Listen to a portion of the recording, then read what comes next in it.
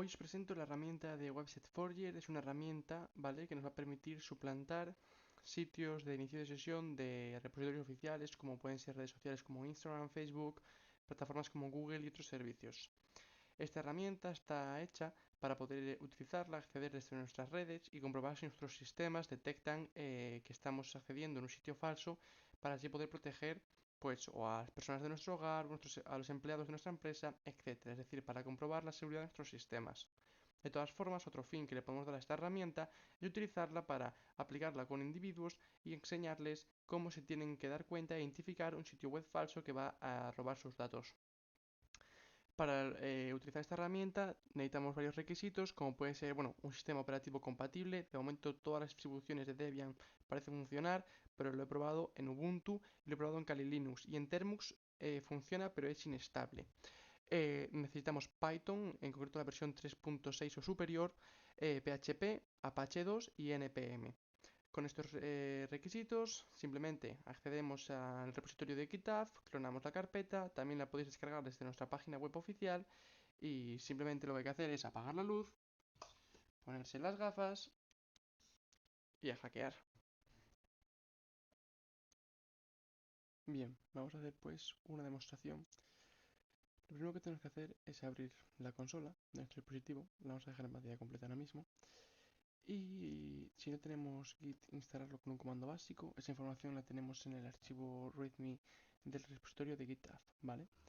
Entonces, descargamos el archivo desde el repositorio github.com byte website forger. Vosotros podéis copiar y pegar, evidentemente. Vale, lo vamos a descargar. Entonces se nos va a poner el directorio en el que nos encontramos. Como podemos ver, encontramos ahí website forger ahora y vamos a entrar en el repositorio. Una vez estemos dentro del repositorio, lo que tendremos que hacer es ejecutar el install sh. Usaremos permiso de administrador, pondremos bash y pondremos install sh. Nos pedirá la contraseña de administrador, la vamos a poner y comenzará la instalación. La instalación es importante, es casi todo automático. Como podéis ver, se instalan un montón de dependencias y de librerías, pero nos va a preguntar en este momento si ngrok está configurado en esta máquina. En este caso le vamos a dar que no.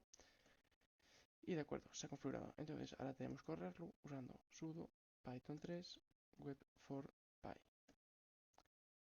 Va a comprobar que tenemos conexión haciendo un ping a apple.com. En este caso puede ser cualquier dirección web, pero esta está configurada por defecto.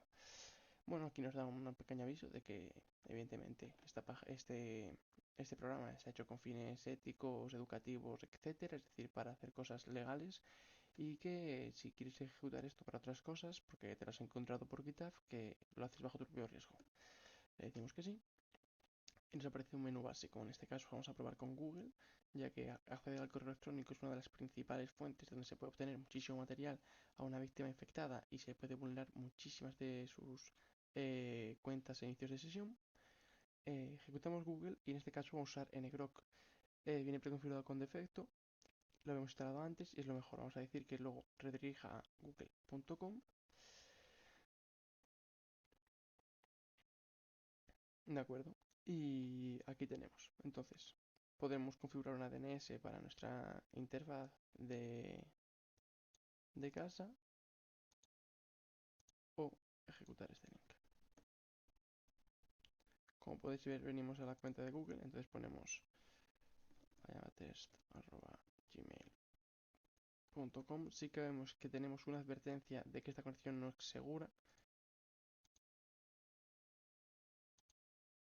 Enter your password 92, por ejemplo. Don't save, de acuerdo. Aquí como tenemos un log, muchas veces da 404. Esto puede ser visualmente scripts e imágenes que estén fallando. Y tenemos un log. Lo de la conexión no es segura no nos sirve de todas formas para darnos cuenta, ¿vale? Porque es muy fácil comprar un certificado SSL, ¿de acuerdo? Solo falta un certificado SSL, nosotros lo podemos comprar. Y esta página ya aparecería como segura. El tráfico está encriptado en SSL y evidentemente no lo está viendo nadie más, no lo pueden romper, pero al que le está llegando el tráfico directamente es a nosotros. Aquí tenemos la ventana de ngrok, que por cierto hay que recalcar que solo aguantará un tiempo abierta, creo que son unas 9-10 horas. Y ponemos aquí I am the second test gmail.com y aquí ponemos second password y accedemos y nos llevaría aquí. Un usuario normal al igual se daría cuenta de que no está logueado. En este caso estoy yo logueado porque ya estaba logueado antes. Pero bueno. Aquí vamos a cancelar ya el archivo porque nos interesa más y aquí pues cuando se acabe nos va a dar unas credenciales fonts y tenemos los emails, gmail, la password Paco Perales y email second text y password second password. Puede ser que no esté muy bien alineado esto, pero bueno, eso es un poquito de estética. Y así hemos conseguido hacer un spoofing de un logueo mediante un man in the middle.